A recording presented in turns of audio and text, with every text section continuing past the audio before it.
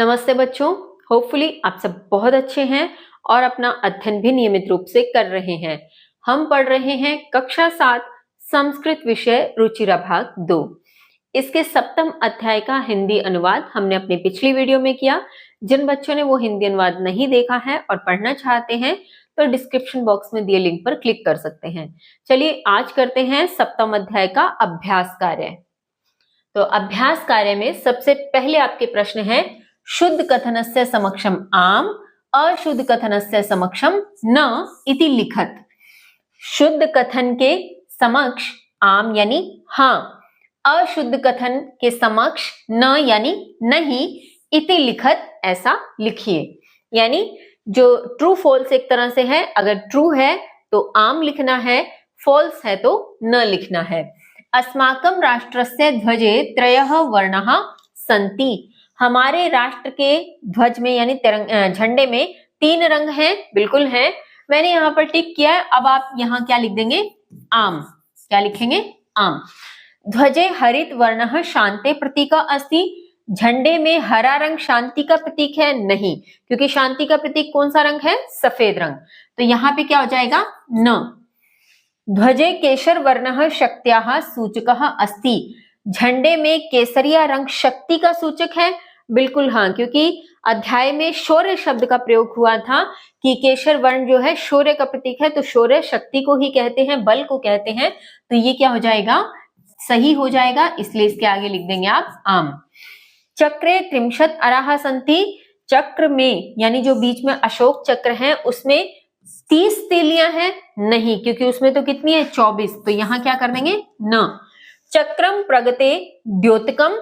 क्या चक्र प्रगति का द्योतक है, प्रगति का सूचक है? बिल्कुल हाँ, प्रगति और न्याय का सूचक है। ये हमने अध्याय में पढ़ा था। आगे आपके प्रश्न है अधोलिखितेषु पदेषु प्रयुक्तानां विभक्तिं वचनं च लिखत। नीचे लिखे गए पदों में प्रयुक्त विभक्ति और वचन लिखिए। जैसे एक एग्जाम्पल इन्होंने दिया, त्रयानाम षष्ठी विभक्ति बहुवचन है। बच्चों ये आपको विभक्ति वचन तभी समझ में आएंगे जब आप शब्द रूप याद करेंगे। तो आप शब्द रूप याद कीजिए, उसके बाद आपको ये धीरे धीरे समझ आने लगेगा। शब्द रूपों में कुछ ऐसे हैं जो आप एक समान याद कर सकते हैं। जैसे अगर मान लीजिए आप राम के शब्द रूप याद करते हैं तो आपको लगभग, मैं ये नहीं कह रही हूँ कि सारे, क्योंकि कुछ अपवाद भी होते हैं, तो उन अपवाद को अगर छोड़ दें तो 90 से 95% जो अकारांत पुल्लिंग होंगे। अकारांत पुल्लिंग किसकी बात कर रही हूं मैं? अकारांत पुल्लिंग। अकारांत का मतलब जिसके अंत में अ हो, जैसे राम, राम के अंत में क्या आ रहा है? अ आ रहा है। तो अकारांत पुल्लिंग वाले जितने भी शब्द होंगे उन सभी के रूप राम की तरह चलेंगे। ठीक है, तो इस प्रकार से अगर आप याद करने का प्रयास करेंगे तो आपको जल्दी याद होगा। जैसे राम के आप याद कीजिए, फल के जब आप करेंगे, क्योंकि ये नपुंसक लिंग में आ जाएगा। ठीक है, ये भी अकारांत ही है लेकिन नपुंसक लिंग का है। तो फल की क्या होता है? प्रथमा और द्वितीय विभक्ति सेम होती है, बाकी सारी राम की तरह होती है। फलम फले फलानी, फलम फले फलानी, ये प्रथमा और द्वितीय विभक्ति है।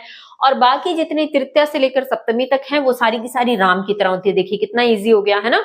अकारांत पुल्लिंग भी राम की तरह याद करने हैं, फल के भी अगर राम की तरह हो गए तो मानो नपुंसक लिंग भी राम की तरह हो गई। और अकारांत में स्त्रीलिंग कभी होता नहीं। संस्कृत की अगर बात करें तो अ से समाप्त होने वाले स्त्रियों के नाम नहीं रखे जाते थे, इस कारण से अकारांत में स्त्रियों के नाम नहीं मिलेंगे। आकारांत में स्त्रियों के मिलेंगे जिसका अंत किससे हो? आ से, जैसे रमा, कृष्णा, इस प्रकार से, है ना। तो आप रमा की याद करेंगे तो आकारांत से समाप्त होने वाले स्त्रीलिंग सारे के सारे आप एक जैसे कर सकते हैं, कुछ अपवाद को छोड़कर। लेकिन अब देखिए आ से अंत होने वाले न पुल्लिंग है न नपुंसक लिंग है।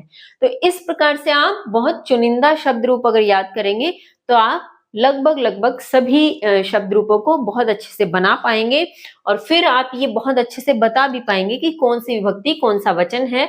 फिलहाल मैंने यहाँ लिख दिया है, एक बार देख लेते हैं। समृद्धि में षष्ठी विभक्ति एक वचन है, वर्णानाम में षष्ठी बहुवचन है, उत्साहस्य में षष्ठी एक वचन है, नागरिकई में तृतीया बहुवचन है, सात्विकतायाः षष्ठी एक वचन है, प्राणानाम षष्ठी बहुवचन है और सभायाम सप्तमी एक वचन है। इस प्रकार से इसमें भक्ति लिखी हुई है। चलिए आगे देखें, एक पदेन उत्तरत। अस्माकं ध्वजे कति वर्णाः सन्ति, हमारे झंडे में कितने रंग हैं। बार बार हमने पढ़ा त्रयः वर्णाः, क्योंकि तिरंगा कहते हैं इसको, तो त्रय 3 रंग हैं। त्रिवर्णे ध्वजे शक्त्याः सूचकः क वर्ण, यहाँ पे पूछ रहे हैं कि तिरंगे झंडे में शक्ति का सूचक कौन सा रंग है। तो शक्ति का सूचक कौन सा है, केशर वर्ण अर्थात केसरिया रंग। अशोक चक्रम कस्य द्योतकम अस्ति, अशोक चक्र किसका द्योतक है। अशोक चक्र प्रगते न्यायस्य च, प्रगति और न्याय का द्योतक है, न्याय का सूचक है। त्रिवर्णः ध्वजः कस्य प्रतीक है, तिरंगा झंडा किसका प्रतीक है, यानी पूरे झंडे की अगर बात करें तो किसका प्रतीक है, स्वाधीनतयाः च राष्ट्र गौरवस्य, अर्थात स्वाधीनता और राष्ट्र गौरव का प्रतीक है। स्वाधीनता अर्थात सेल्फ डिपेंडेंट, ठीक है। उसके पश्चात आपके है एक वाक्येन उत्तरत, पूरे वाक्य में उत्तर देना है। अस्माकं ध्वजस्य है श्वेत वर्णः कस्य सूचकः अस्ति, हमारे झंडे में सफेद रंग किसका सूचक है। पहले तो ये बात कर लेते हैं, सफेद रंग किसका सूचक था, सात्विकता का और पवित्रता का, सात्विकताया पवित्रता शुचिताया च। अब पूरे वाक्य में जब उत्तर देना है तो ये जो प्रश्नवाचक शब्द है इसको यहाँ से हटा देंगे और उत्तर कैसे बनाएंगे, ये सारा जितना हमने लिखा ये सारा इसके स्थान पर ला करके और सेंटेंस पूरा बना देंगे। कैसे, अस्माकं ध्वजस्य श्वेत वर्णः सात्विकताया शुचिताया च सूचकः अस्ति। इस प्रकार से आप पूरा वाक्य बना करके और उत्तर को लिख देंगे। फिर आपके है अशोक स्तंभः कुत्र अस्ति, अशोक स्तंभ कहाँ है, कहाँ है अशोक स्तंभ, सारनाथ है, क्योंकि वहीं से अशोक चक्र का जो चिन्ह है वो लिया गया है। तो इसमें भी आप कुत्र को हटाकर क्या लिख देंगे, सारनाथे। अशोक स्तंभः सारनाथे अस्ति। त्रिवर्ण ध्वजस्य उत्तोलनम कदा भवति, 3 रंग का ध्वज यानी तिरंगा झंडा कब फहराया जाता है, उत्तोलनम अर्थात फहराया जाता है तो स्वतंत्रता दिवसे गणतंत्र दिवसे च, स्वतंत्रता दिवस और गणतंत्र दिवस पर फहराया जाता है। तो यहाँ पे आप क्या करेंगे, कदा के स्थान पर ये लिख देंगे और बाकी पूरा सेंटेंस बना देंगे। त्रिवर्ण ध्वजस्य उत्तोलनम स्वतंत्रता दिवसे गणतंत्र दिवसे च भवति। उसके पश्चात है अशोक चक्रे कति अराः सन्ति, अशोक चक्र में कितनी तीलियां हैं, तो चतुर्विंशति अर्थात 24 तीलियां हैं। तो कति के स्थान पर आप क्या लिख देंगे, चतुर्विंशति, और अशोक चक्रे चतुर्विंशति अराः सन्ति। इस प्रकार से आप इसको बना देंगे। फिर है अधोलिखित वाक्येषु रेखांकित पदानि आधृत्य प्रश्न निर्माणम कुरुत, नीचे लिखे गए वाक्यों में रेखांकित पदों को आधार बनाकर प्रश्न निर्माण करिए। यानी इन वाक्यों में जो अंडरलाइन वर्ड्स हैं उनके आधार पर हमें प्रश्नवाचक शब्द लेकर के आना है और इनका प्रश्न बनाना है।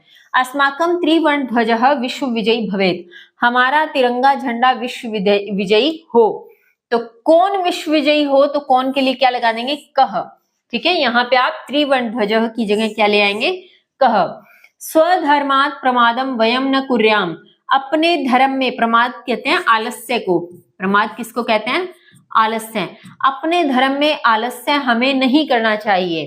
तो क्या नहीं करना चाहिए, क्या के लिए क्या आ जाएगा, किम, प्रमादम के स्थान पर आप क्या लिख देंगे, किम। एतत् सर्वम अस्माकं नेतॄणां सद्बुद्धि सत्फलम, यह सभी हमारे नेताओं की सद्बुद्धि का सत्फल है, यानी उनका अच्छा कर्म है कि आज हमारा देश स्वतंत्र है और हम तिरंगा झंडा बड़े राष्ट्र गौरव के साथ हम फहराते हैं। तो ये कह रहे हैं कि यह सब हमारे नेताओं की सद्बुद्धि का किसका सत्फल है, तो सद्बुद्धि के स्थान पर कई लगा देंगे हम, ठीक है। शत्रुनाम समक्षम विजयः सुनिश्चितः भवेत्, शत्रुओं के समक्ष विजय सुनिश्चित हो, किसके समक्ष विजय सुनिश्चित हो, तो शत्रु नाम के स्थान पर कस्य लगा देंगे और प्रश्न बना देंगे। आगे देखते हैं, आगे आपके प्रश्न है उदाहरणानुसारम समुचितई पदई रिक्त स्थानानि पूरत, उदाहरण के अनुसार समुचित पदों से रिक्त स्थान पूरा कीजिए। अब यहाँ पे भी आपको विभक्ति लिखी हुई है, वचन लिखे हुए हैं और हमें उन जो फिलिंग द ब्लैंक्स हैं उनमें वो विभक्ति वचन के अनुसार उसका शब्द का रूप लिखना है, क्या बनेगा। तो जैसे अब पट्टिका के लिए इन्होंने षष्ठी विभक्ति, एक वचन द्विवचन बहुवचन, तो पट्टिकायाः पट्टिकयो पट्टिका नाम, इस प्रकार से बन गया। अब अग्निशिखा की सप्तमी विभक्ति में एक वचन इन्होंने हमें दे दिया, लेकिन द्विवचन और बहुवचन हमें लिखना था। तो यहाँ पे आगे से मैंने एक बार अग्नि शब्द लिखा नहीं है, आप लिख लें, अग्नि शिख्यो और अग्नि शिखासु, मैंने पीछे के रूप बना दिए थे ताकि आपके लिए इजी हो जाए। अग्नि शिख्यो, अग्नि शिखासु। सभा के लिए चतुर्थी विभक्ति की अगर बात करें तो द्विवचन इन्होंने दे रखा है, एक वचन बनेगा सभाए और बहुवचन बनेगा सभाभ्यः। फिर अहिंसा के लिए द्वितीय विभक्ति में एक वचन दिया है, द्विवचन बनेगा अहिंसे और बहुवचन बनेगा अहिंसा। सफलता के लिए पंचमी विभक्ति सफलतायाः, सफलताभ्याम, सफलताभ्यः। फिर सूचिका के लिए तृतीय विभक्ति सूचिकया, सूचिकाभ्याम, सूचिकाभिः। इस प्रकार से आप इसको बनाएंगे। आप चाहें तो इसका स्क्रीनशॉट ले सकते हैं। चलिए आगे के प्रश्न पे बात करते हैं। आगे आपके प्रश्न है समुचित मेलनम कृत्वा लिखत, समुचित मेल करके लिखिए। जैसे केसर वर्ण की अगर बात करें तो केसर वर्ण, केसरिया रंग किसका प्रतीक था? केसरिया रंग शौर्य और त्याग का प्रतीक था। हरे रंग की बात करें, हरित वर्ण, तो सुषमाया उर्वरताया च सूचकः। अशोक चक्र की अगर बात करें तो अशोक चक्र था प्रगति और न्याय का प्रतीक। तिरंगे झंडे की बात करें तो स्वाधीनताया राष्ट्र गौरवस्य च प्रतीक। और त्रिवर्ण ध्वजस्य स्वीकरणम कब स्वीकार किया गया? 22 जुलाई 1947 तमे वर्षे जातम, तब ये स्वीकार किया गया। तो इसी के साथ आपका इस अध्याय का अभ्यास कार्य पूर्ण होता है। आप अच्छे से इसे करिए और कोई भी प्रश्न अध्याय से संबंधित हो तो आप कमेंट बॉक्स में मुझे कमेंट कर सकते हैं। अगला अध्याय पढ़ेंगे हम अपनी अगली वीडियो में। तब तक के लिए स्वस्थ रहिए, मस्त रहिए, पढ़ते रहिए। जय हिंद, जय भारत।